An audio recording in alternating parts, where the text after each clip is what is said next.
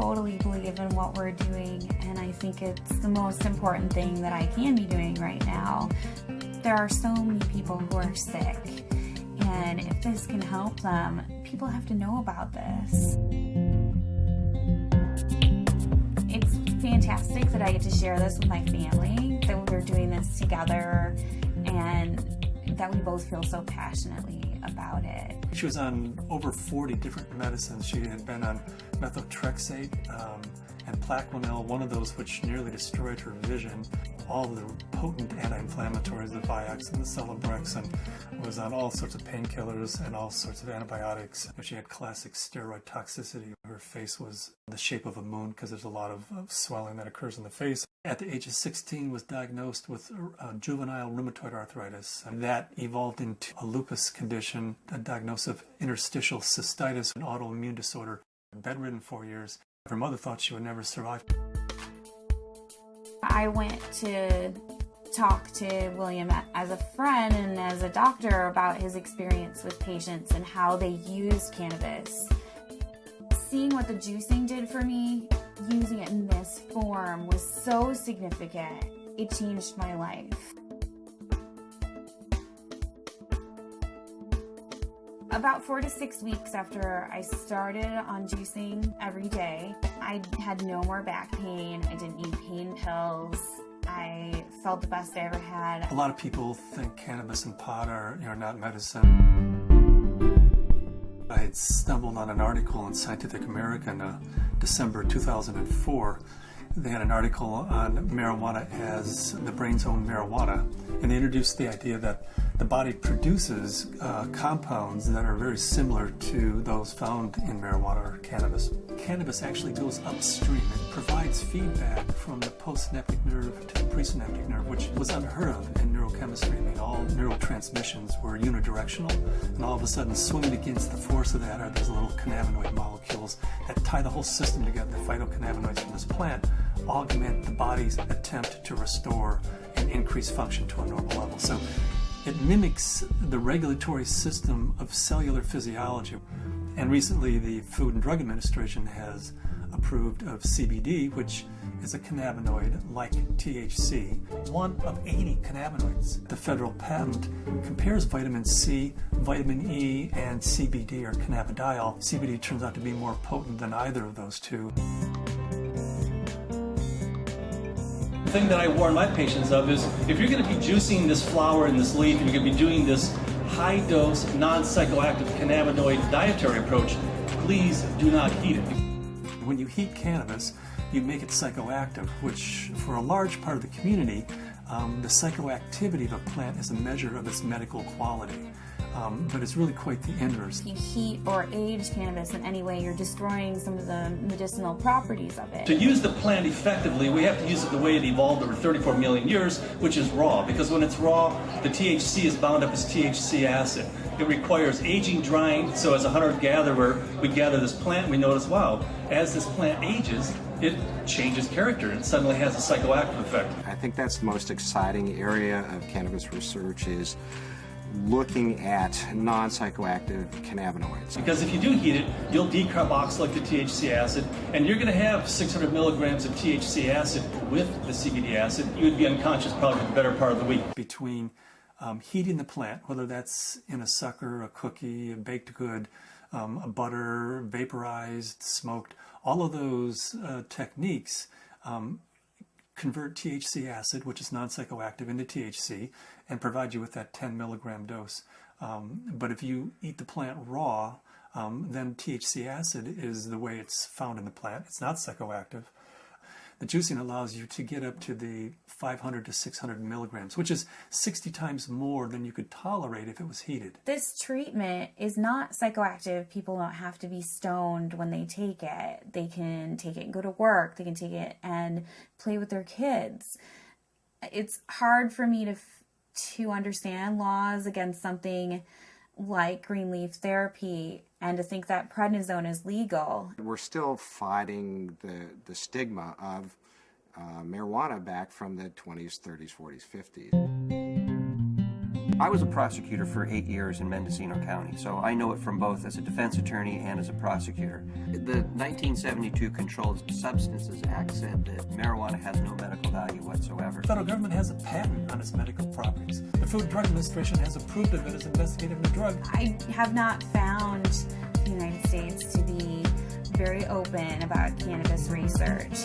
In order to print an article in a peer-reviewed journal, you have to use cannabis that they've certified for your study.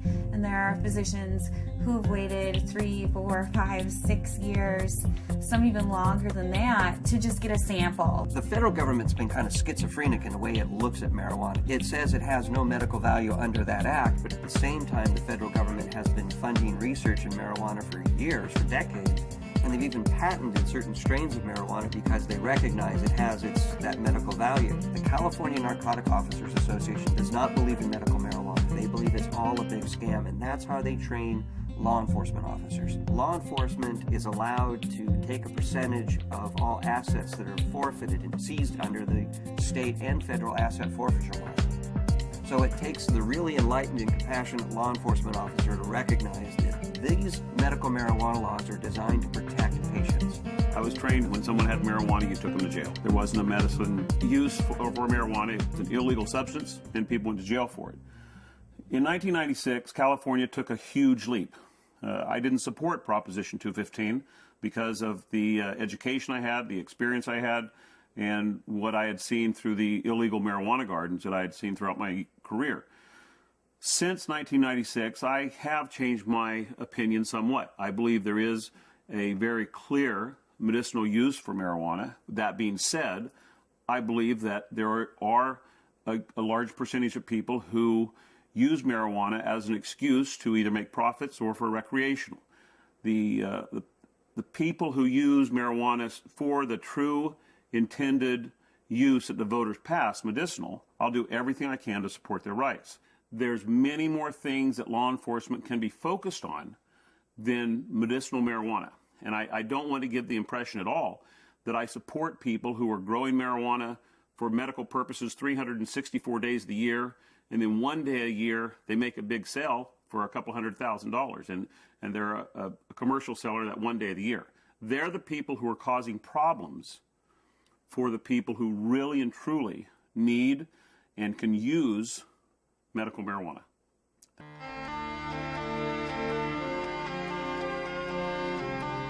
Terrifying, to be told as a parent that your child does have a tumor in her brain. It took 24 hours in the operating room. They gave us a 10% chance of survival with treatment. The Oakland Children's Hospital, where they called me and they said they had a baby who they were discharging home. This baby had completed all treatment that would be useful for it, had brain tumor, had surgery, had radiation and chemo, and the tumors were still growing and still multiplying. And therefore they said to the parents, just take this baby home and make it comfortable, because there's nothing more that we know that will help its condition. Started to accept to the point where the illness had taken her and us, and try and find some acceptance. A month went by and I got in contact with the family, and they said, well, we just came back from Children's Hospital. They did a CAT scan. The tumors have shrunk and there are fewer of them. And they said, I'll tell you what we've been doing. We've been juicing the fan leaves of the marijuana plant and giving our baby a shot glass of this juice every day. This is like this wonderful hospice story. She is no longer on hospice. I brought the oxygen concentrator back. It's just one of those wonderful success stories. The plant is a pretty amazing plant because it appears that the juice of this plant is saving this baby's life. Here we have something that can really change people's lives. I mean, I was laying in bed, catheterized, thinking that physicians were just trying to make me comfortable. They really didn't think that there was anything more that they could do, and that I may not live to be 30, which I am now. That was the best I could hope for. the best I could hope for was taking enough methadone and Percocet every day that I just didn't feel anything at all. I had gotten in touch with Dr. Courtney because we had received a doctor's recommendation from one of his patients, and in it asked that they start juicing the leaves and having capsules and a few other items which I didn't know anything about. So after I contacted him, I was really excited to hear that there might be some other alternatives to the smoking of the cannabis. These are friends we've had in the past year. They said, your father's not the same as he was when we first met him, and he seems to be much more alive and much, doing a lot more and more active. And I had informed them that it was because of the juice that he had been taking. Right after we started juicing, that he seemed to be more active. We would do things out in the garage more, and he wouldn't spend so much time in his chair. We have ran out periodically in the last year and a half, and that's what made me convinced that he needed it, because when he would run out, he would have trouble getting out of the car. I had 4 doctors tell me that I should have a hysterectomy. You either have no ovaries, or at the very least you're sterile. That my endometriosis was so bad I would never be able to have a child. Despite very potent birth control, despite being sterile, Zahaya decided she was going to come join the party.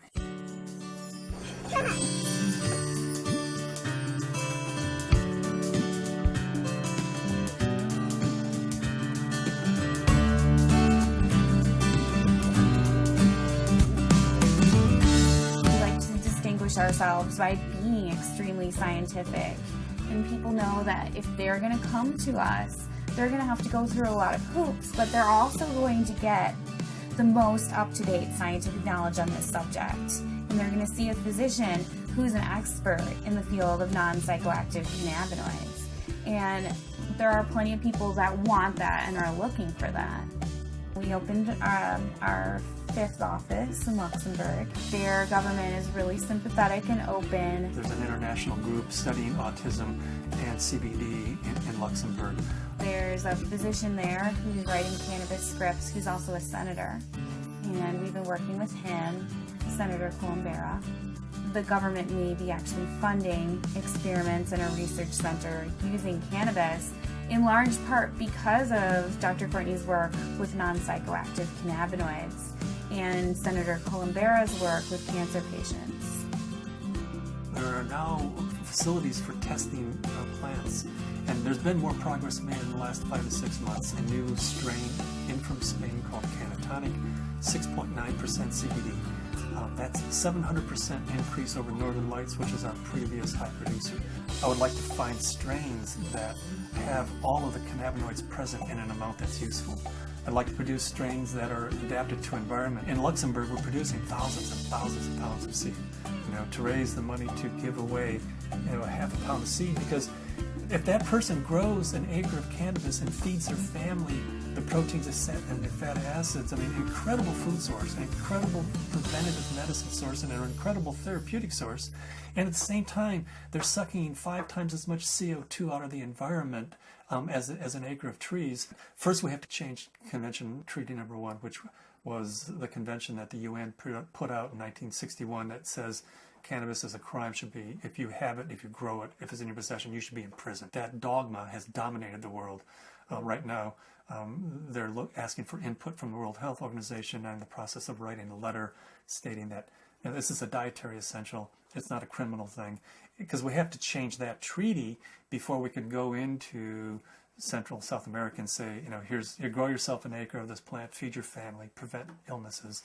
So Cannabis International kind of legalizing the plant globally, giving it back to people as a food source, prevent illness is so much better than waiting until you have diseases. With my own experience and all the patients that I've spoken to, I believe that it's not an isolated incident, that this is the best medication